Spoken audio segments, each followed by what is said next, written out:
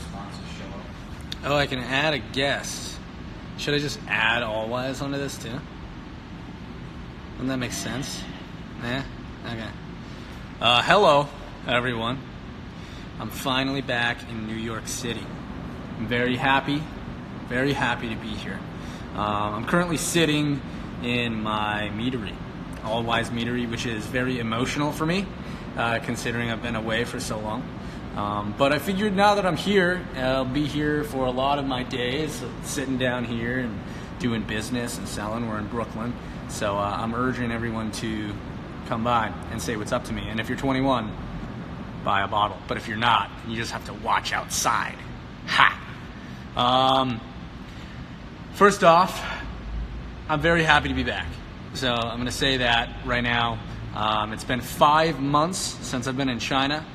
So touching down once again inside of New York City, inside of my home, has been good. I've yet to pick up Magnus yet from California, but I'm also hoping to do that very soon.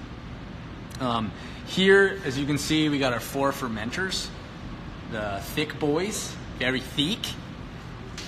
So I'll give you guys a little virtual tour here.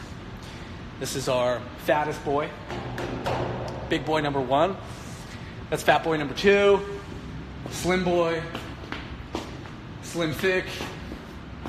And most of the days I'm here, we're open from like 12 to about 6. Sometimes we're open later, depending on if it's the weekends or whatnot. And we're doing tastings, and we're selling bottles, and we're selling hats here. So yeah, if you guys are interested, stop by. Upstairs, I'm bringing you up there now. Upstairs is where we do our bottling. So we have our bottling line and our labeling machine up here, and it's quite the view.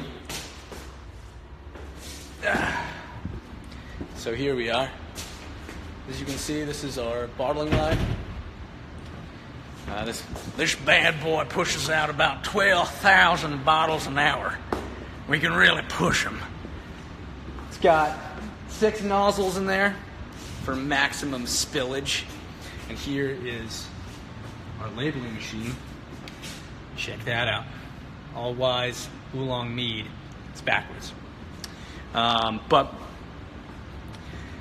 I want to say that we're here in Brooklyn, Williamsburg to be exact. If you guys are in the area, again, stop by, say hi to us.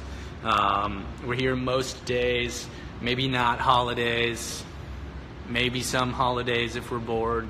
But yeah, stop on by. If you're under 21, obviously you can't come in, but we can sell some hats to you and talk to you, of course. And I'm just hanging out most of the days. Either Matt or I will be here. So yeah, I'm opening up this now for questions and stuff, and I'll be doing some questions on the All Wise Meadery page, which you can find a link to on the actual my profile, if you're interested. Downstairs, we also have our filter, which is a cross-flow filter. Yesterday, the Brooklyn Brewery boys were over looking at it, admiring it. It is a pretty piece of machinery, I'll give it that. Hello, Charisma. Your name is Charisma? That's funny. I don't think it means the same thing. It seems like an interesting. This is our cross-flow. She's a pretty lady. She can really get anything sparkling clear. In our fermenters, like I said before, I've done this a couple times.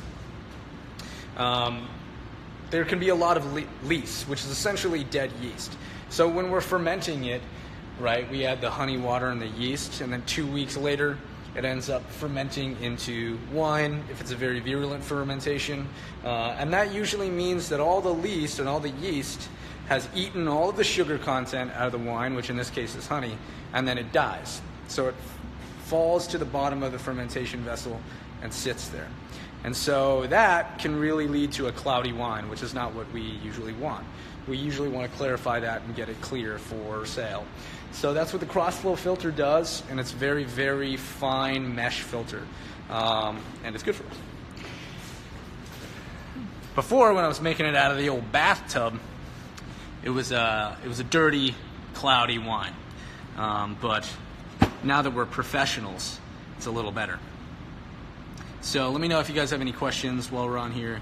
I'm probably not going to do the live for very much longer, but I'll stick around and do some questions while we're here. And no, I won't button up one more button on my shirt. It's sweaty here, okay? If I could read, which I believe is either Turkish or Hungarian, I would respond to you, but I cannot, I'm afraid.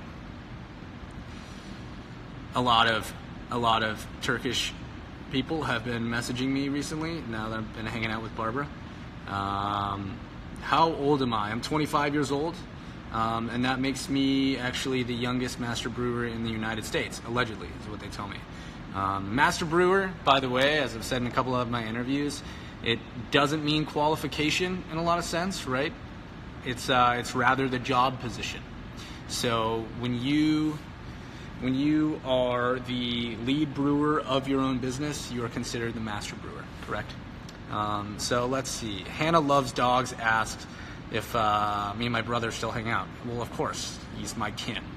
I haven't seen him since I left for China, though. So it's been about 6 months, and I miss him very dearly. He's now shooting season 3 of Riverdale up in Toronto right now. Have I always wanted to be a brewer? Yes, I have always wanted to be a brewer. Well, maybe not always, but from about 16 years old, I've wanted to be a brewer, right?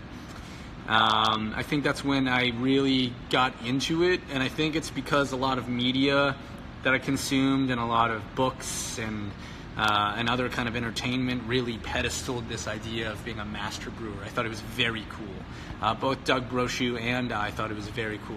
And so in doing so, we just kind of idolized that and wanted to figure out how to do it ourselves. And so from 16 years old onward, that's what I did. I really wanted to try. Let's see, scrolling down. Do I want to build a snowman? You know, I know that you're referencing Frozen. It's not my favorite one. I'm sorry. I like Tangled more. But, so no, I don't want to build a snowman. What's pricing going to be like on the bottles? So our prices are for our show mead. We sell our price at $30 for a 750 milliliter bottle.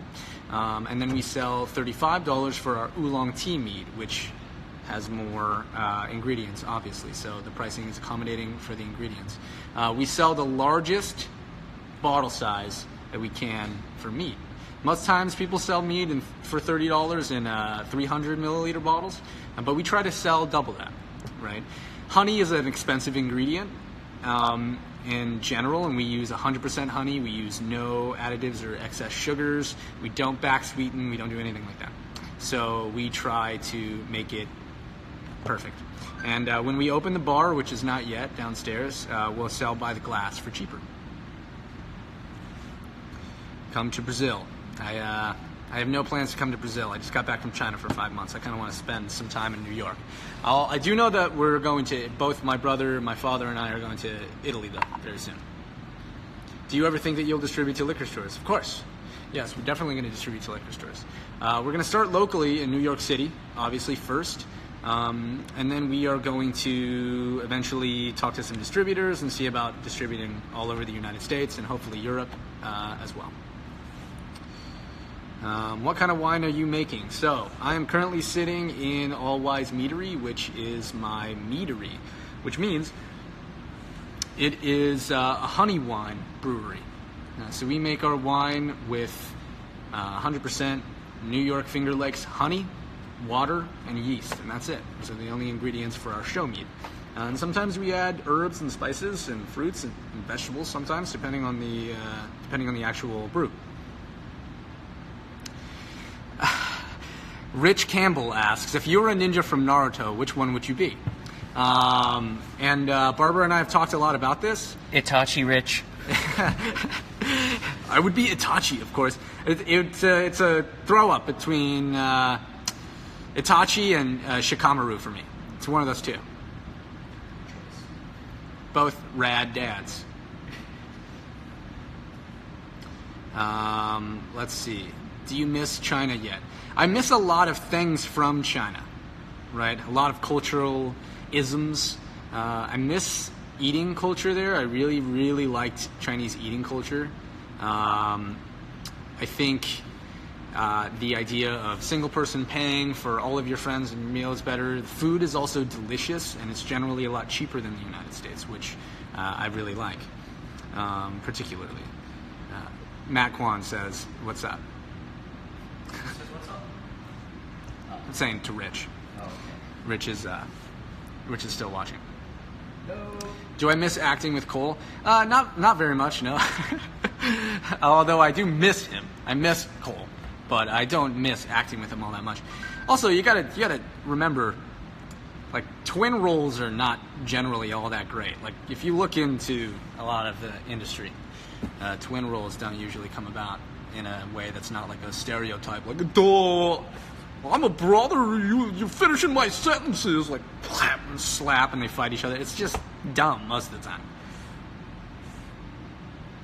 Let's see. Thank you from Germany, thank you from Italy and Turkey.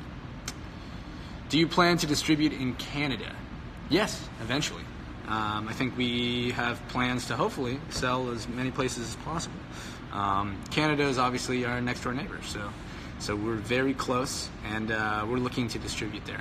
But obviously, with distributing all over the world, it gets tough. There's a lot of different problems that you encounter depending on the country and the given place.